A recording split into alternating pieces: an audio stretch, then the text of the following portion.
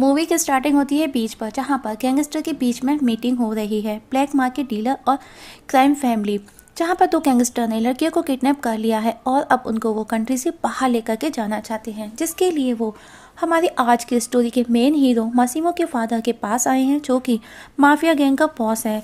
ये सब उसके लिए बहुत इजी है, लेकिन ये उससे ठीक नहीं लगता क्योंकि ये उनके रूल्स के अगेंस्ट है। वहीं मीटिंग के दौरान मासिमो को बीच पर एक लड़की नजर आती है जिसका नाम लौरा होता है। तभी उसके फादर उसके पास आकर मासिमो को कहता है कि वो लोग अच्छे नहीं हैं, लेकिन आगे ये हमारे काम आ सकते हैं। लेकिन वो नोटिस करता है कि उसका बेटा मासिमो लौरा को देखने में बिजी है। तब उसके फादर उसे समझाते हैं और बिजनेसमैन के लिए उसे सीरियस होने का बोलते हैं। वो उसे बोलते हैं कि आगे सब तुमको ही देखना है।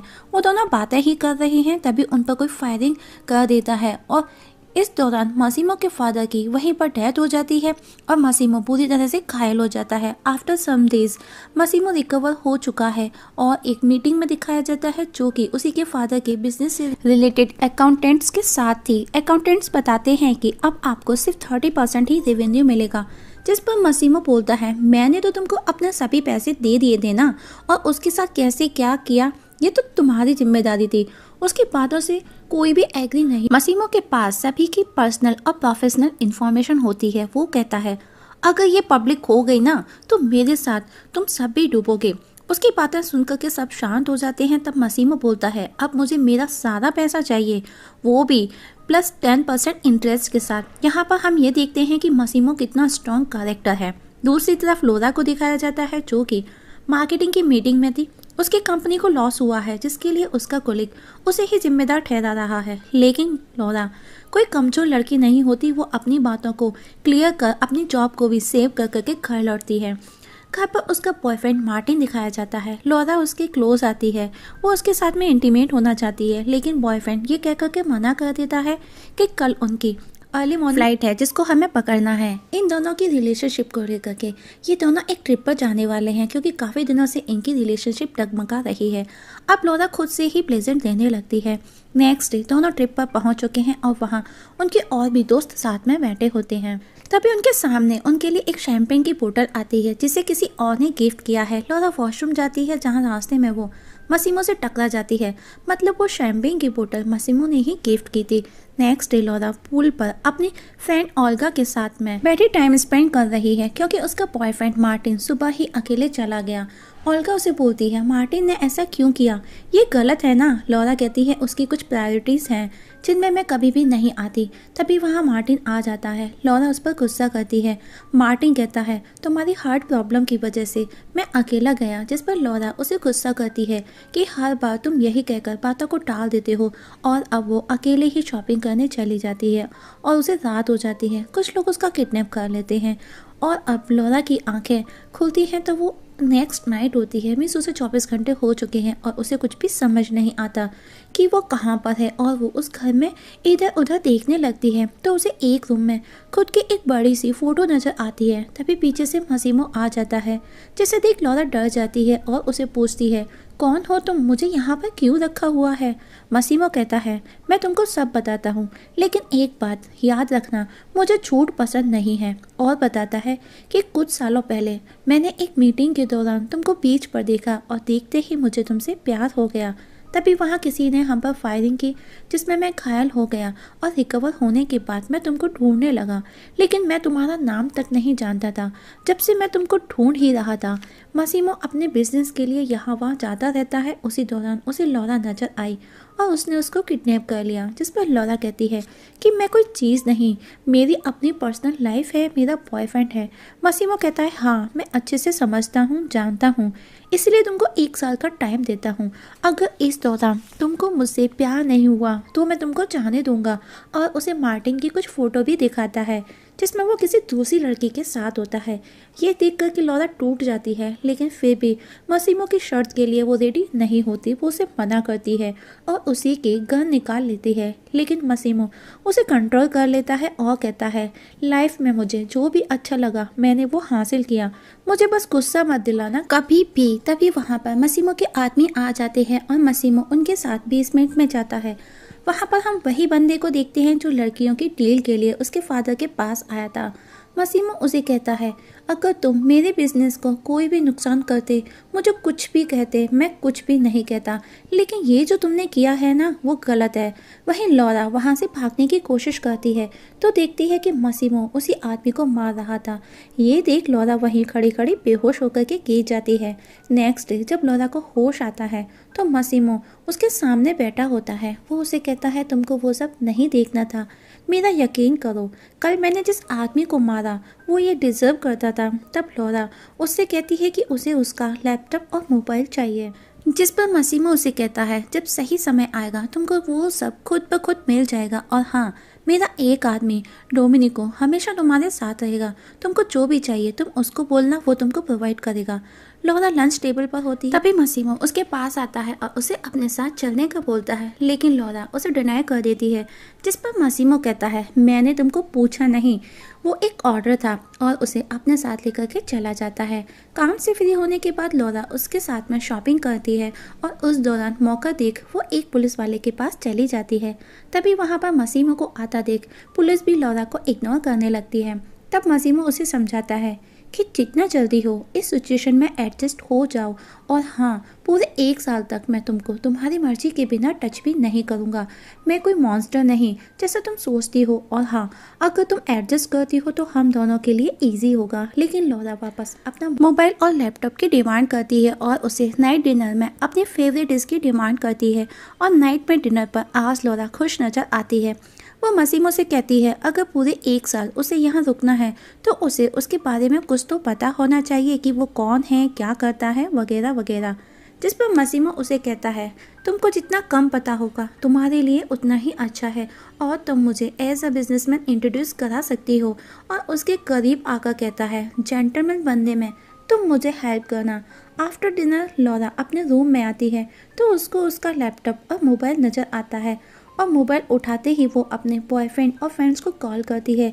लेकिन मसीमो ने मार्टिन के रूम में ऑलरेडी एक लेटर छोड़ रखा था कि लौरा उसे खुद छोड़ करके जा रही है, इसीलिए मार्टिन उसके लिए वरीड नहीं था। अब लौरा अपने सभी फ्रेंड्स को बताती है कि उसे न्यू जॉब मिला है, जैसे ही उसे टाइम मिलेगा वो सबसे मिलने आएगी। नाइट को जब लौरा सो रही होती है तो हम देखते हैं कि मसीमो उसके रूम में उसके बेड पर आकर के सो जाता है। जब लौरा सुबह सोकर के उठती है तो वो उसे चिढ़ाने के लिए उसी के सामने नहाने लगती है, जिस पर मसीमो उसे ऐसा करने से रोकता है, क्योंकि उसे जो भी चीज़ चाहिए वो उसे लेकर ही रहता है और वो उसी के लिए गलत होगा। आज मसीमो को कहीं जाना है तो वो लौरा को भी अपने साथ लेकर के जाता है, जबकि लौरा जाना नहीं चाहती। अब मसीमो को एम्बेरस फील कराना मीन्स नीचे दिखाना लौरा का एम बन चुका था, जिसके लिए वो कुछ भी करती है। जब मसीमो अपने भाई से बात करता है तो लौरा उसी के सामने बहुत ही अजीब तरीके से आइसक्रीम खाती है, और वहाँ मौजूद सभी के सामने वो फाउंटेन में नहाने भी लगती है। इस सब से मसीमो बुरी तरह से इरिटेट हो जाता है। अब मसीमो उसे एक रूम में ले जाकर के बांध देता है और उसी के सामने वो एक लड़की के साथ में इंटीमेट होता है। ये सब वो लौरा को जेलस फील कराने के लिए करता है। कुछ देर बाद दोनों एक क्लब में जाने के लिए रेडी होते हैं।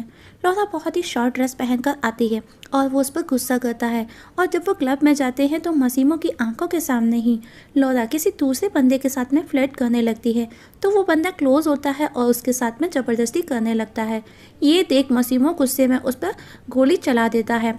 मसीमो के फादर का ही फ्रेंड मसीमो को कहता है, तुमने जिसे गोली मारी वो हमारे राइवल गैंग का मेंबर था और अब इसकी वजह से वॉर स्टार्ट हो जाएगा।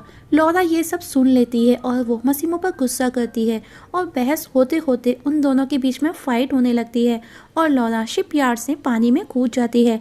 लेकिन मसीमो भी उसके पीछे पीछे कूद जाता है और उसे बचा लेता है। और जब लौरा को होश आता है तो मसीमो वहीं उसी के पास बैठा होता है। वो उसे कहता है कि एक बार वो उसे खो चुका है, वो उसे दोबारा नहीं खोने देगा, और अब लौरा को भी फील होने लगता है कि मसीमो उससे सच्चा प्यार करता है, और इस जगह दोनों इंटीमेट हो जाते हैं और काफ़ी दिन वो शिप पर ही स्पेंड करते हैं। कुछ दिन बाद में मसीमो लौरा को गाला पार्टी में चलने का बोलता है, जिसमें सबके फेस पर मास्क होगा, और अब दोनों रात को पार्टी में पहुंचते हैं और साथ में डांस करते हैं। तभी वहां एक लड़की मसीमो के पास आकर उसे कहती है, आखिर तुम्हें वो मिल ही गई। वो लड़की मसीमो की एक्स गर्लफ्रेंड थी और कहती है कि वो लौरा को जल्द ही मार डालेगी, और वहाँ से चली जाती है। तब लौरा मसीमो के पास आकर पूछती है कि वो लड़की कौन थी, मसीमो उसे बताता है कि वो उसकी एक्स गर्लफ्रेंड थी। लौरा उसे पूछती है तुम्हारा ब्रेकअप उसके साथ में कब हुआ। वो उसे कहता है कि जिस दिन उसने उसे देखा। उसके बाद दोनों वापस घर आ जाते हैं और दोनों इंटीमेट होते हैं। मसीमो उसे कहता है काफ़ी दिन हो चुके हैं, तुमको तुम्हारी फैमिली और फ्रेंड से मिल लेना चाहिए, और वो नेक्स्ट डे उसे उसके घर भेजता है। अब नेक्स्ट डे जब लौरा अपने घर पहुंचकर ओल्गा से मिलती है, वो उसे सब कुछ झूठ बोलती है और ओल्गा उसका झूठ पकड़ लेती है और उसे सच सच बोलने का बोलती है। और अब लौरा उसे सच बताती है और बहुत दुखी हो जाती है।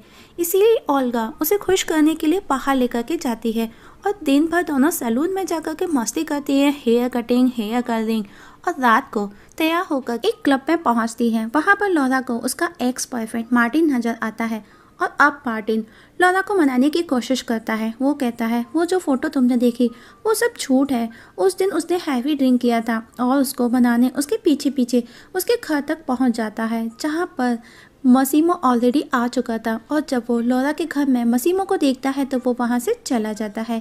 इस जगह लौरा मसीमो दोनों इंटीमेट होते हैं। उस दौरान लौरा उसे कहती है कि उसे 1 साल का वेट नहीं करना, क्योंकि वो भी उसे प्यार करने लगी है।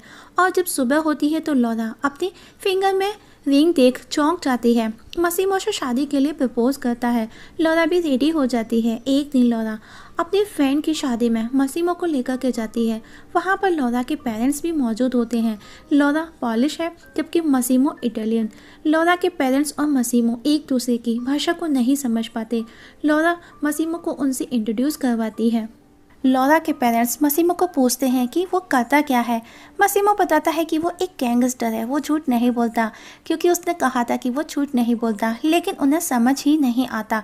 और इस सब के बाद वो दोनों वापस इटली आ जाते हैं और अब दोनों इटली में ही शादी करने का डिसीजन लेते हैं। दोनों बैठे हुए शादी को लेकर के बातें कर रहे हैं।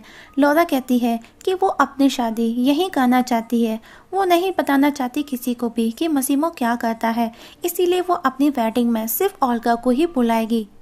वहीं उनके पास में मसीमो का एक आदमी भी बैठा है जो कि मसीमो का एडवाइज़र होता है। लौरा उसे कहती है मुझे पता है तुम मुझे पसंद नहीं करते।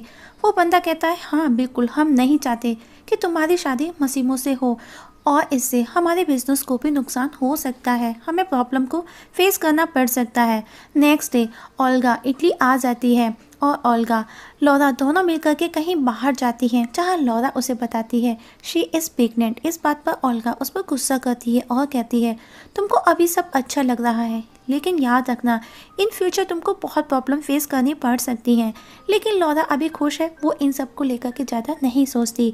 ओल्गा उसे समझ जाती है और कहती है कोई नहीं, तुम्हारे बच्चे बहुत खूबसूरत होंगे, इतना तो मैं श्योर हूँ। अब दोनों खुशी खुशी वेडिंग के लिए शॉपिंग में बिजी हो जाती हैं। दूसरी तरफ वही बंदा जो कि मसीमो का एडवाइज़र था, वो घबराया हुआ मसीमो के पास आता है और उसे कहता है कि लौरा की जान को खतरा है। तो मसीमो लौरा को कॉल लगाता है। ठीक उसी समय लौरा ओल्गा दोनों टनल में एंट्री करते हैं, इसीलिए मसीमो का कॉल लौरा को नहीं लग पाता। नेक्स्ट सीन में पुलिस टनल के बाहर दिखाई जाती है। मतलब दोस्तों लौरा के साथ कुछ तो हुआ था और इसी जगह मूवी ख़त्म हो जाती है। मतलब दोस्तों इसका सेकंड पार्ट डेफिनेटली आएगा। जिस तरह से सस्पेंस पर मूवी ख़त्म हुई है, और 365 डेज एक बुक है जिसके 3 पार्ट है और ये इसका फर्स्ट पार्ट था। दोस्तों आप लोगों को एक्सप्लेनेशंस कैसी लगी कमेंट सेक्शन में कमेंट करके जरूर बताइएगा, और आपके कीमती सुझाव हमारे साथ जरूर शेयर कीजिएगा। वीडियो देखने के लिए थैंक यू सो मच।